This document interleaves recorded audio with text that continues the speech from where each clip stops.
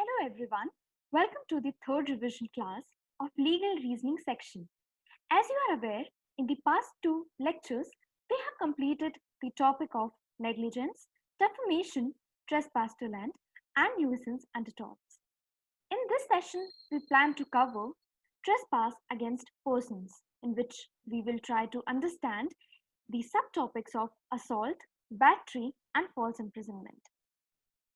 I hope by now you are well versed with the topic that we have covered till now. So moving on to trespass against persons. It's important कि trespass क्या है, पहले हम इसको अच्छे से clear कर लें अपने माइंड में.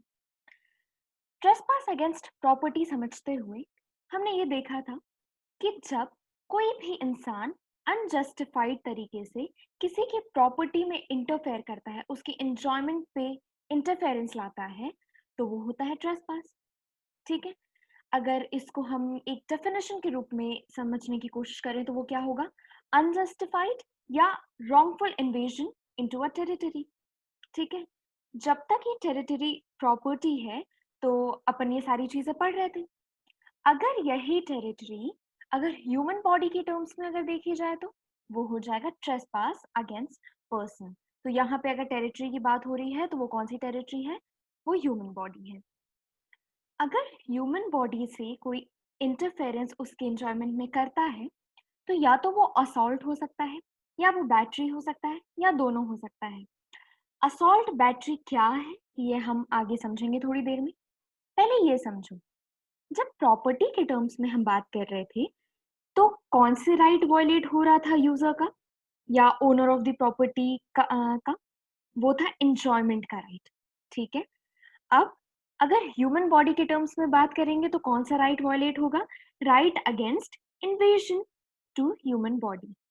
ठीक है, मतलब हमारे पास ये राइट है कि अगर हमारी बॉडी से कोई छेड़छाड़ करता है या कोई भी नुकसान पहुंचाने की कोशिश करता है, कोई भी इंजरी कॉज करने की कोशिश करता है, तो अपन उसको रोक सकते हैं.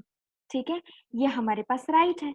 अब अगर यही कोई राइट वायलेट करता है तो वो किसके टर्म्स में देखा जाएगा? असॉल्ट, बैटरी या फिर दोनों.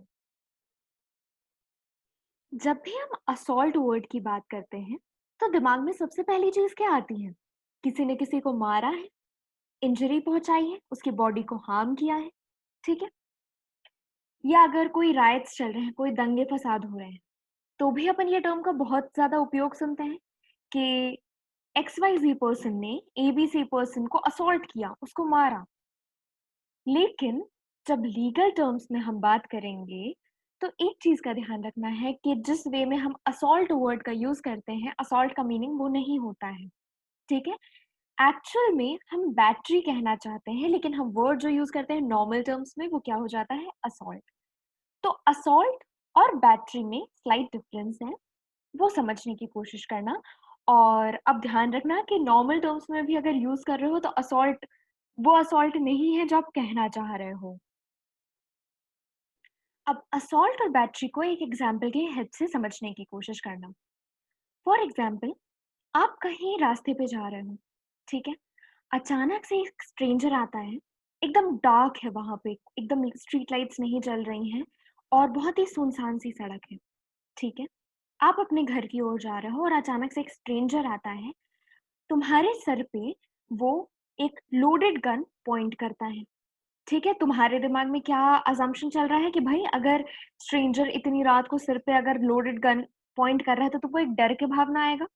ठीक है, तुमको लगेगा कि भाई अब तो मुझे फिजिकल हार्म हो सकता है, फिजिकल इंजरी हो सकती है. ठीक है, क्योंकि तुम्हारे दिमाग में ये चल रहा होगा ना कि वो जो गन है वो लोडेड ही होगी, तभी तो ऐसा कोई कोई प्रैंक तो करने की कोशिश नहीं करेगा ऐसे माहौल में क्या कि तुम्हारे सर पे गन पॉइंट कर रहा है. ठीक है, ऊपर से वो स्ट्रेंजर है. ये तुम्हारे दिमाग में असम्पशन बना कि वो लोडेड गन है और इतने में तुमको बहुत ज्यादा डर लगा, तुम्हें थ्रेट फील हुआ. ठीक है, तुमको एप्रीहेंशन ऑफ डेंजर हुआ. ठीक है, कि हमें तुम्हारी बॉडी को, तुम्हारी लाइफ को खतरा है. जब तक तुमको ये खतरा फील हो रहा है, ठीक है, तब तक ये असॉल्ट होगा. ठीक है, असॉल्ट यानी अटेम्प्ट या threat to cause physical injury. ठीक है? ये नहीं कि फिजिकल इंजरी कॉज कर देना, ये है अटेम्प्ट या threat to cause physical injury, ये हो जाएगा तुम्हारा असॉल्ट। तो यहाँ पे डिफरेंस समझने की कोशिश करना, असॉल्ट क्या है? मैंने क्या ये चीज बोली कि वो जो सामने से स्ट्रेंजर आ रहा है वो तुम्हें मार रहा है? नहीं, अभी सिर्फ उसने गन पॉइंट की है, तुम्हें डर का भाव आया है अंदर, लेकिन कोई फिजिकल हार्म नहीं हुआ है अभी तक। तो ये स्टेज क्या होगी? ये स्टेज होगी असॉल्ट की। अब एक और चीज समझना, यहाँ पे ये भी इम्पोर्टेंट है कि ऐसा नहीं होना चाहिए कि उसने तुम्हारे सर पे गन पॉइंट की लेकिन तुम्हें डर नहीं लग रहा है। ठीक है? फॉर एग्जाम्पल स्ट्रेंजर आता है और वो जो होली पे वाटर गन्स यूज होती हैं वो तुम्हारे सर पे रखता है और तुम्हें डर का भाव होने लगा क्योंकि तुम्हें ऐसा लग रहा है कि उससे तुम्हें फिजिकल हार्म हो जाएगा, फिजिकल इंजरी हो जाएगी, तुम्हारी लाइफ थ्रेटन हो जाएगी। ऐसा कुछ वाले चीज में असॉल्ट नहीं होगा। ठीक है? एक रीजनेबल मैन की आई साइड से तुमको देखना होगा, उसके पॉइंट ऑफ व्यू से देखना होगा कि रीजनेबल एप्रीहेंशन या थ्रेट हो रहा है कि तुम्हें फिजिकल हार्म हो सकता है। ठीक है? ऐसे केस में होगा असॉल्ट। अब असॉल्ट होने के लिए दो कंडीशन बहुत ही नेसेसरी है। वो क्या है? इंटेंशन और कैपेसिटी टू कमिट बैटरी। अभी तक मैंने क्या समझाया? थ्रेट और एप्रीहेंशन, ये वाली स्टेज होती है असॉल्ट की। अगर सच में मार दिए हो तो वो असॉल्ट नहीं है, वो क्या हो जाएगा, जो अभी नॉर्मल टर्म्स में अपन भले उसको असॉल्ट ही बोलते थे, लेकिन वो एक्चुअल में क्या हो जाएगा? बैटरी। जैसे ही एक्चुअल स्ट्राइक हुई, एक्चुअल मार पड़ी, वो हो जाएगा बैटरी, वो असॉल्ट नहीं रह जाएगा। ठीक है? असॉल्ट उसके पहले वाली स्टेज तक है, जब तक तुम्हें फियर हो रहा है, जब तक तुम्हें थ्रेट फील हो रहा है, एक रीजनेबल एप्रीहेंशन है कि तुम्हें फिजिकल हार्म हो सकता है। ठीक है? तो वहां तक, उस स्टेज तक होगा तुम्हारा असॉल्ट, और अगर एक्चुअल स्ट्राइक होती है तो क्या हो जाएगा? बैटरी। अब असॉल्ट की कंडीशन क्या है वो समझना। असॉल्ट की दो कंडीशन है। पहला, इंटेंशन। अब ऐसा नहीं होना चाहिए कि फॉर एग्जाम्पल जो सामने वाला इंसान है वो तुम्हें हाई फाई दे रहा है। ठीक है? हाई फाई दे रहा है और तुम उसको बोल रहे हो कि नहीं, ये तो मुझे मेरी लाइफ को डेंजर में डाल रहा है। ऐसा होगा क्या? नहीं। सामने वाले इंसान के दिमाग में इंटेंशन भी होना चाहिए तुम्हें कोई फिजिकल हार्म कॉज करने का। ठीक है? वरना ये असॉल्ट नहीं होगा। तो इंटेंशन यहाँ पे इम्पोर्टेंट है। ठीक है? इसका एग्जाम्पल दूसरा एग्जाम्पल समझने की कोशिश करना। स्कूल में अचानक से तुम सारे दोस्तों के बीच ऐसे कोई बात हुई जो बहुत फनी थी। कभी-कभी ऐसा होता है ना कि बगल में तुम्हारा फ्रेंड बैठा है, तुम उसके शोल्डर में ऐसे ही टैप कर देते हो हँसते-हँसते। क्या तुम्हारा वहाँ पे इंटेंशन था कि उसको कोई हार्म कॉज़ करो? हो सकता है तुम्हारा हाथ ऐसे उठा, उसके शोल्डर तक गया, लेकिन उसको ऐसा लगा कि भाई बहुत तेज़ मारने वाला है आज तो ये, उसके दिमाग में ये डर सा आया। लेकिन क्या तुम्हारा इंटेंशन था उसे कोई फिजिकल हार्म पहुंचाने का? नहीं, तो ये असॉल्ट नहीं होगा। ठीक है? दूसरा जो एसेंशियल पॉइंट है वो है capacity to commit battery. Battery क्या है? फिजिकल हार्म, एक्चुअल स्ट्राइक करना। Capacity to commit battery. अब फॉर एग्जाम्पल 5 साल का बच्चा है, ठीक है, वो आके तुम्हें धमकी दे रहा है कि मैं तुम्हें मार दूंगा। वो ऐसे फिस्ट बनाता है, वो ऐसे मारने की कोशिश भी करता है। ठीक है? आता है, तुम्हें धमकी देता है, मैं तुम्हें मार दूँगा, फिस्ट बनाता है। अब तुम्हें ये समझना है, क्या उस छोटे से बच्चे की कैपेसिटी है कि वो कोई ऐसा फिज़िकल इंजरी तुम्हें कॉज़ कर पाए? नहीं। तो इम्पोर्टेंट क्या है? ठीक है, भले उस बच्चे का इंटेंशन है कि वो तुम्हें मारेगा, वो बोल भी रहा है, इंटेंशन उसके क्लियर है कि वो तुम्हें मारना चाहता है, लेकिन क्या उसकी कैपेसिटी है बैटरी कॉज़ करने की? Because if we are dealing with assault और बैटरी, कहीं न कहीं तुम उस इंसान को लायबिलिटी उसके ऊपर ठहरा रहे हो। क्या उस छोटे से बच्चे के ऊपर लायबिलिटी आएगी कोई? नहीं। तो इम्पोर्टेंट क्या है? इंटेंशन और कैपेसिटी टू कमिट बैटरी। इसका एक और एग्ज़ाम्पल समझो। स्कूल में तुम्हारी पूरी एक गैंग है, आपस में तुम सारे बच्चों की लड़ाई हो जाती है, ठीक है? लड़ाई हुई, लड़ाई नहीं सुधरी, तुम गए और जिससे लड़ाई हुई उसको बोलते हैं स्कूल के बाहर मैं देख लूंगा।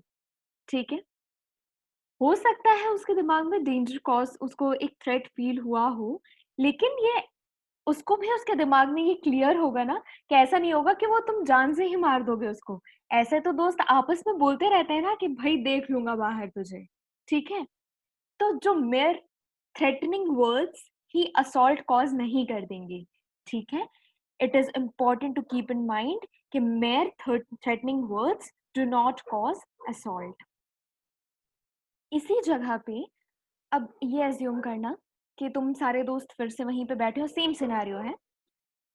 सामने वाला इंसान को तुमने धमकी दी कि भाई तुझे बाहर देख लूंगा।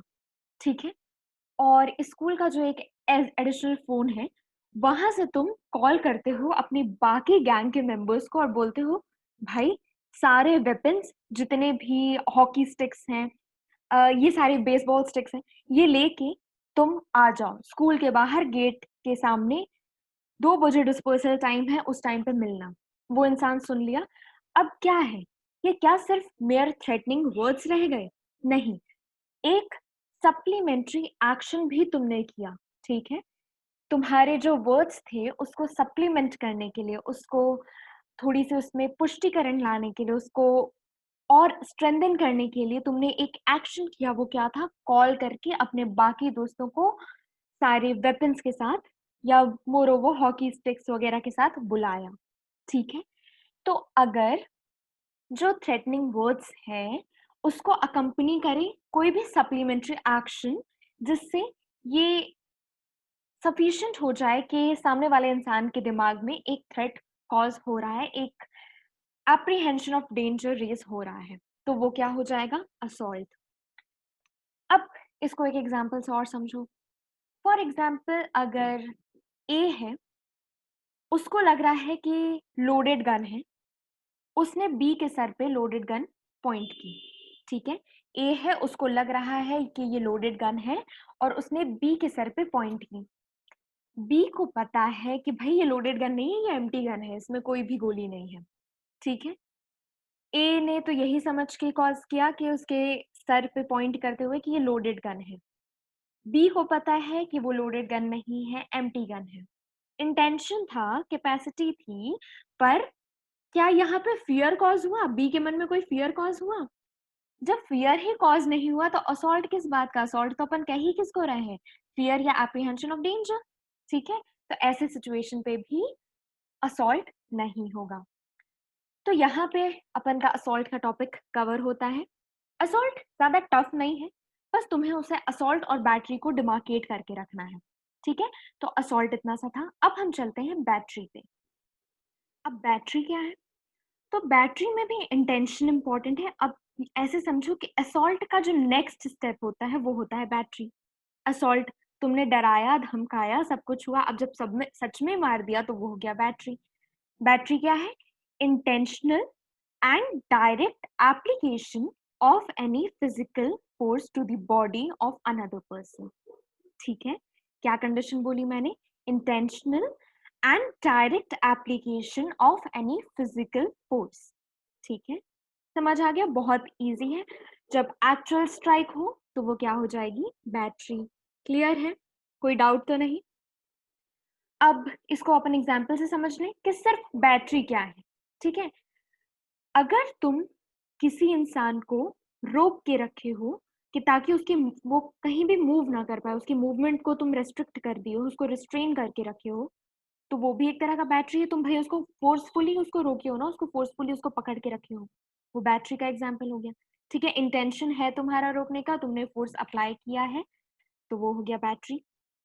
या तो किसी का तुम कॉलर पकड़ के रखे हो, गुस्से में हो, कॉलर पकड़ के रखे हो, चिल्ला रहे हो, सब कुछ कर रहे हो, वो भी बैटरी हो गया। इंटेंशन है, एक्चुअली तुमने फोर्स का यूज किया है। ठीक है, क्लियर है? या फिर तुम किसी का फोर्सफुली मेडिकल एग्जामिनेशन करा रहे हो, ध्यान रखना ये भी बैटरी है। तुम्हारा इंटेंशन है, तुम फोर्स यूज कर रहे हो, एक्चुअल स्ट्राइक कर रहे हो। एक्चुअल स्ट्राइक से सिर्फ ऐसा नहीं है कि तुम उसे मारने के लिए यूज कर रहे हो सकता है तुम उसे रोकने के लिए या उसको जबरदस्ती पकड़ के उसका कोई मेडिकल एग्जामिनेशन करा रहे हो, तो वो भी बैटरी होगा। क्लियर है? असॉल्ट और बैटरी ज्यादा नहीं है, इतना सा ही समझना है इसमें कि असॉल्ट बैटरी की प्रायर स्टेज है और सही में जब अगर वो अटेम्प्ट वाली स्टेज से आगे बढ़ के जब एक्शन वाली स्टेज पे आ जाते हैं तो वो बैटरी हो जाता है। ठीक है? असॉल्ट और बैटरी, एक और चीज ध्यान रखना कि वो अनजस्टिफाइड है। भाई इसमें क्या कोई जेन्युइन रीजन तुम्हें कोई दे रहा है? नहीं।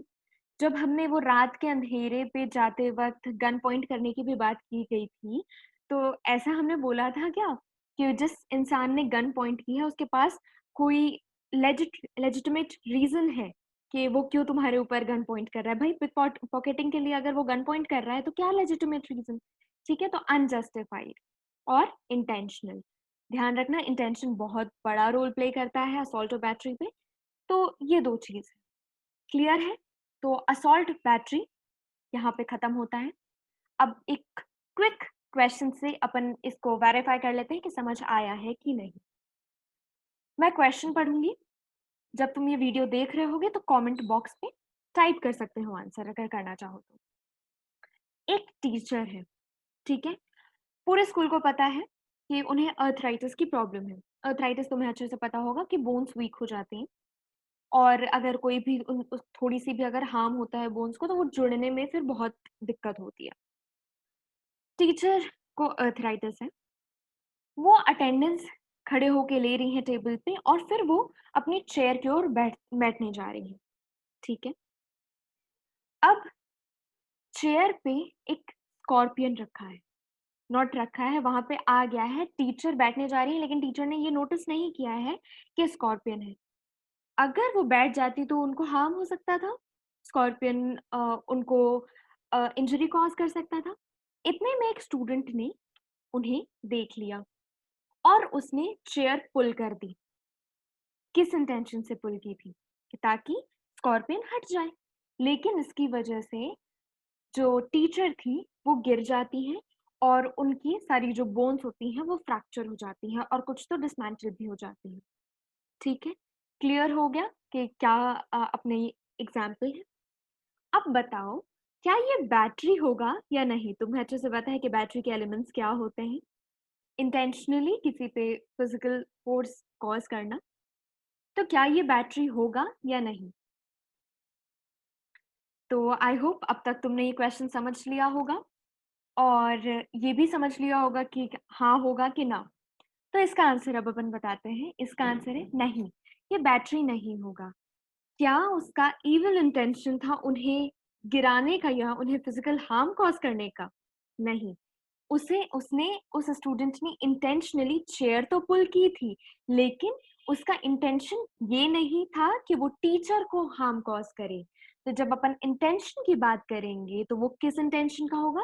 किसी को फिजिकल हार्म कॉज करने की। ठीक है, क्लियर है? तो यहाँ पे अपन का असॉल्ट और बैटरी का टॉपिक खत्म होता है। अब अपन यहाँ पे समझेंगे कि फॉल्स इम्प्रिजनमेंट क्या होता है। फॉल्स इम्प्रिजनमेंट का टॉपिक जो है वो बहुत ही ज्यादा इंटरेस्टिंग है। ठीक है, अपन वेरियस एग्जाम्पल से इसको समझने की कोशिश करते हैं। अब ये समझो, क्या तुम्हारे पास राइट है कि तुम फ्रीली कहीं भी मूव कर सकते हो? डेफिनेटली है, तभी तुम्हारा जो मन करता है जहां मन करता है वहां तुम जा सकते हो। ठीक है, तो एक नॉर्मल सिटीजन, एक नॉर्मल पर्सन के पास क्या राइट है? Right of free movement and liberty. ठीक है, अगर ये राइट कोई वॉयलेट करता है विदाउट एनी रीजनेबल जस्टिफिकेशन तो वो हो जाएगा फॉल्स इम्प्रिजनमेंट के लिए लायबल। क्लियर है? अपन के पास right of free movement and liberty है, अगर वो कोई ब्रीच करता है विदाउट एनी जस्टिफाइड रीजन तो वो हो जाएगा फॉल्स इम्प्रिजनमेंट। अब फॉल्स इम्प्रिजनमेंट की दो एसेंशियल कंडीशंस हैं। ठीक है, वो क्या है? पहला, टोटल रिस्ट्रेंट। ठीक है, कोई इंसान की जो लिबर्टी है वो टोटली रिस्ट्रेन कर दी गई है, पहली कंडीशन। और दूसरी कंडीशन है कि वो जो रिस्ट्रेन है वो अनलॉफुल या अनजस्टिफाइड होना चाहिए। क्लियर है? दो एसेंशियल कंडीशंस, टोटल रिस्ट्रेंट और दूसरी अनलॉफुल या अनजस्टिफाइड। अब यहाँ पे इंपॉर्टेंट है कि टोटल रिस्ट्रेंट अपन किसको समझेंगे। ठीक है, तो इसको समझने के लिए एक एग्जाम्पल देखना। अब तुम्हें एक इंसान आके फोर्सफुली एक रूम में तुम्हें लॉक कर देता है, ठीक है? वो खाली घर है, खाली घर के एक अंदर वाले रूम पे या पीछे बैकवर्ड साइड वाले रूम पे तुम्हें आके वो लॉक कर देता है, लॉक करके चला जाता है, ठीक है? तुम्हारी right to free movement breach हो रहा है यहाँ पे, ठीक है? अब अगर तुमने जैसे ही वो लॉक करके गया, तुमने पीछे इधर-उधर देखा, देखा कि भाई वहाँ पे जो विंडो है वो खुली हुई है और विंडो से तुम सीधे कूद के बाहर जा सकते हो, ठीक है? अगर कूद के ऐसे तुम बाहर जा सकते हो, तो वो टोटल रिस्ट्रेंट नहीं होगा। क्यों? क्योंकि तुम्हारे पास एक एस्केप रूट था, क्लियर है? तो टोटल रिस्ट्रेंट कब होगा? जब तुम्हारे पास वो कोई भी एस्केप रूट भी ना हो। यहाँ पे तुम्हारे पास एस्केप रूट है, तो ये टोटल रिस्ट्रेंट नहीं होगा। लेकिन इस पे भी एक कंडीशन है, वो ध्यान रखना कि अगर तुम्हारे रूम पे एस्केप रूट तो है, ठीक है? लेकिन अगर वो इतना रिस्की है कि तुम्हारी लाइफ को ज़्यादा डेंजर हो सकता है या वो ऐसा एस्केप रूट है कि जिसमें बहुत ही कम चांसेस हैं कि तुम बाहर आ सकते हो, ठीक है? अगर ऐसा कोई एस्केप रूट है जो एकदम ऐसे रीज़नेबल कंडीशन पे नहीं है, तो भी टोटल रिस्ट्रेंट की कंडीशन फुलफिल होती है, ठीक है? टोटल रिस्ट्रेंट को तुम 100% रिस्ट्रेंट से कन्फ्यूज़ मत होना प्लीज़। कैसा है कि अगर एस्केप रूट है और वो ऐसा है कि तुम्हें अपनी लाइफ को एंडेंजर नहीं करना है, तुम्हें कोई बहुत ज़्यादा रिस्क उठा के वो एस्केप रूट का यूज़ नहीं करना है, तो तुम टोटल रिस्ट्रेंट को कैंसल आउट कर सकते हो, उसकी कंडीशन फुलफिल नहीं होगी क्योंकि तुम बाहर ईज़िली जा पा रहे हो। लेकिन अगर रिस्क हाई है या बहुत ही लो प्रोबेबिलिटी है कि तुम सक्सेसफुली बाहर जा पाओगे उस एस्केप रूट की वजह से, तो वो टोटल रिस्ट्रेंट की कंडीशन फुलफिल कहलाएगी, ठीक है? अब ये 2 कंडीशन को थोड़ी-सी और इलैबोरेट करते हैं कि अगर ऐसा एस्केप रूट है जो बहुत ही रिस्की है, फॉर एग्ज़ाम्पल कोई बहुत ही सपोज़ 20 फ्लोर की बिल्डिंग है और 18th फ्लोर पे तुमको किसी ने लॉक कर दिया है, ठीक है? अब विंडो तो खुली है, लेकिन अगर तुम विंडो से एस्केप करने की कोशिश करोगे, तो भाई 18 फ्लोर से नीचे गिरोगे तो इससे अच्छा बेटर है कि तुम वहीं रूम पे ही रह जाओ, ठीक है? तो वो ज़्यादा रिस्की हो जाएगा 18th फ्लोर से कूदना, सुसाइड थोड़ी ना करना है तुम्हें, ठीक है? बच के भागना है वहाँ से। तो एक रीज़नेबल टाइप का एस्केप रूट होना चाहिए। व्हेयर एज़ जो हमने फर्स्ट एग्ज़ाम्पल लिया था, जहाँ पे वो ग्राउंड फ्लोर पे घर था और विंडो खुली थी, तो तुम वहाँ से भाग सकते थे। तो वो टोटल रिस्ट्रेंट इसलिए अपन कंसीडर नहीं कर रहे थे, तुम्हारे पास ऑप्शन था भागने का। लेकिन 18th फ्लोर से भागना रीज़नेबल नहीं है। दूसरा, very low probability of successful escape. अब अगर तुम्हें एक अंडरग्राउंड सेल में तुम्हें पैक कर दिया गया है या सपोज़ ग्राउंड फ्लोर में ही पैक कर दिया गया है, कोई विंडो नहीं है वहाँ पे, लेकिन अंदर एक हैमर है, ठीक है? अब कहने को तो अपन ये भी कह सकते हैं ना कि एस्केप रूट है, हैमर से दीवार तोड़ने की कोशिश करो, तोड़ते जाओ, जब टूट जाएगी तो बाहर चले जाना, एस्केप रूट तो था। लेकिन इसकी बहुत लो प्रोबेबिलिटी है कि तुम सक्सेसफुली एस्केप कर पाओगे, ठीक है? भाई दीवार तोड़ना है, बहुत मज़बूत दीवार है, ऐसे ईज़िली नहीं टूटेगी, ठीक है? तो तुम्हारे एस्केप रूट का प्रोबेबिलिटी ही क्या हुई, वो बहुत कम हो गई, तो भी ये टोटल रिस्ट्रेंट होगा, ठीक है? तो 18th फ्लोर से कूदना बहुत अनरीज़नेबल था, बहुत हाई रिस्क था उसमें, तो वो टोटल रिस्ट्रेंट था और हैमर से तोड़ के निकलना एस्केप रूट तो था, लेकिन बहुत ही लो प्रोबेबिलिटी थी सक्सेसफुल होने की, इसलिए ये भी टोटल रिस्ट्रेंट है। तो टोटल रिस्ट्रेंट का तुम कॉन्सेप्ट समझ गए होगे। अब हम समझेंगे कि अनजस्टिफाइड क्या होगा। अब जब कोई तुम्हारी मूवमेंट को रिस्ट्रिक्ट कर रहा है, रिस्ट्रेन कर रहा है, तो उसके पास कोई लॉफुल जस्टिफिकेशन भी नहीं होना चाहिए, तभी फॉल्स इम्प्रिजनमेंट का केस बनेगा, ठीक है? अब कैसे? फॉर एग्जाम्पल अगर उसके पास कोई स्टैट्यूटरी अथॉरिटी है तुम्हें इम्प्रिजनमेंट में रखने की या तुम्हें तुम्हारी मूवमेंट को रिस्ट्रिक्ट करने की, रिस्ट्रेन करने की, तो फॉल्स इम्प्रिजनमेंट का केस नहीं बनेगा। स्टैट्यूटरी अथॉरिटी कैसे? फॉर एग्जाम्पल वो पुलिसमैन है, उसको एप्रीहेंशन है या पूरा केस साबित है कि तुमने कुछ गलत काम किया है, फिर वो तुम्हें इम्प्रिजनमेंट में रख रहा है, तो भाई उसके पास तो पावर थी, अथॉरिटी थी, ठीक है, तो ऐसे में फॉल्स इम्प्रिजनमेंट का केस नहीं बनेगा। और दूसरा होता है एक्शन इन गुड फेथ। ठीक है, गुड फेथ यानी bonafide intention.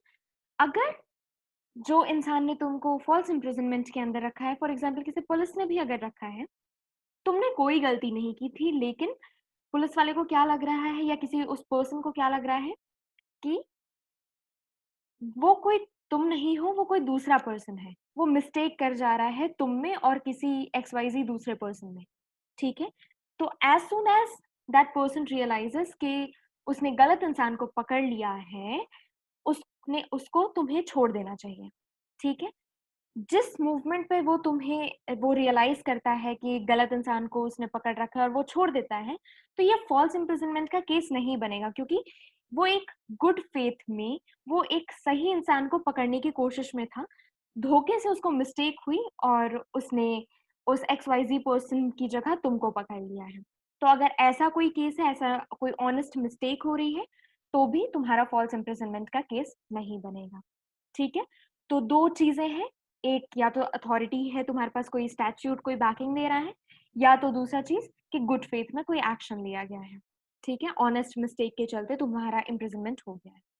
Is that clear कि दो जो कंडीशन है, टोटल रिस्ट्रेंट और जस्टिफाइड अनजस्टिफाइड रीजन की, वो वाली फुलफिल होनी चाहिए फॉल्स इम्प्रिजनमेंट के लिए।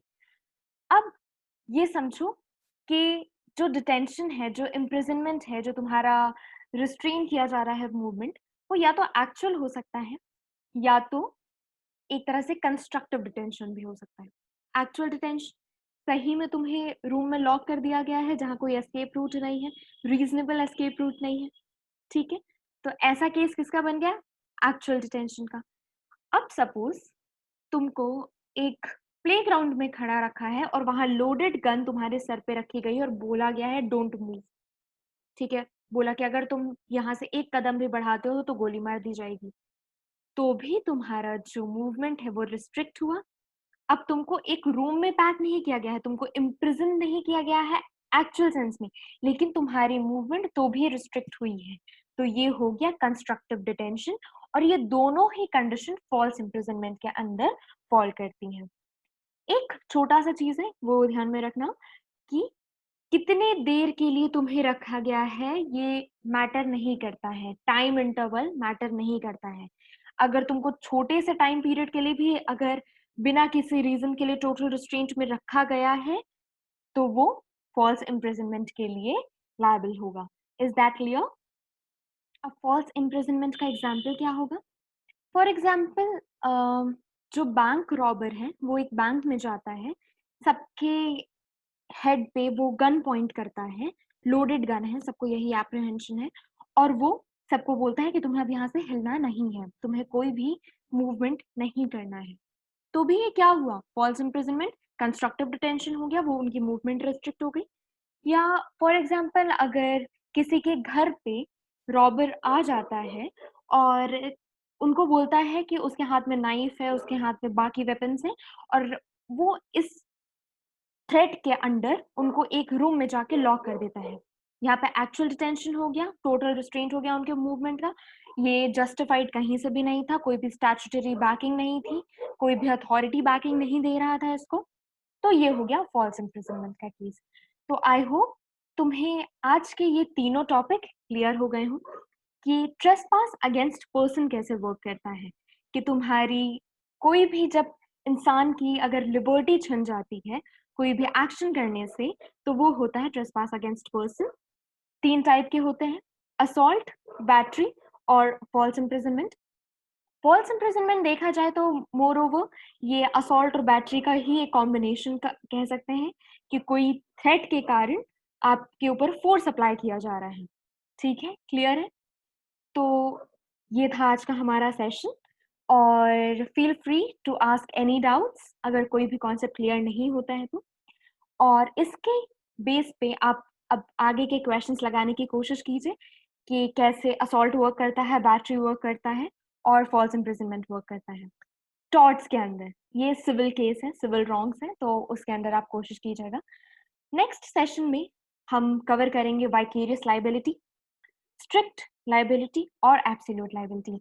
So stay tuned, for more upcoming videos of legal reasoning section, and all the best for your preparation.